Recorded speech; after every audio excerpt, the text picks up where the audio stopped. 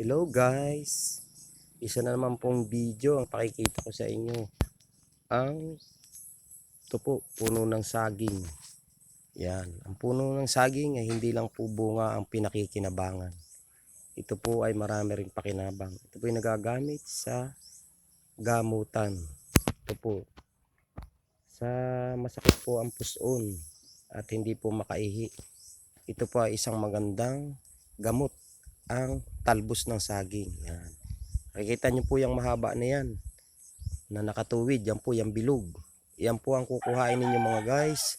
At kapag hindi po kayo makaihi, masakit ang puson, yan po ang inyong itatapal. Maging sa baywang po, kapag masakit, yan po, tatapal nyo po yan ng sariwa. Ayan ho. Sa puso naman po, ayan, makakaihi po kayo kung hindi kayo nakakaihi. Yan po. Maganda pong panggamutan din yan. Sa nasugatan po, napakaganda rin pong pang-ampat ng dugo yan. Ayan o.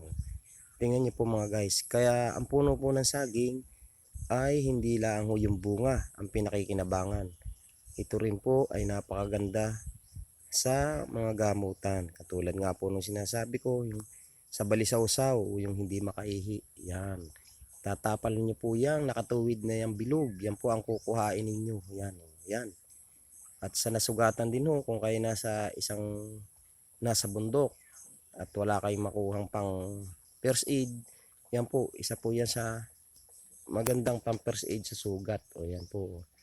At tigil ho, pang-ampat ng dugo po yan. Ayan ho. Ayan mga guys.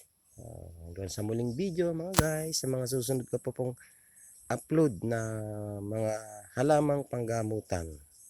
Nood po tayo.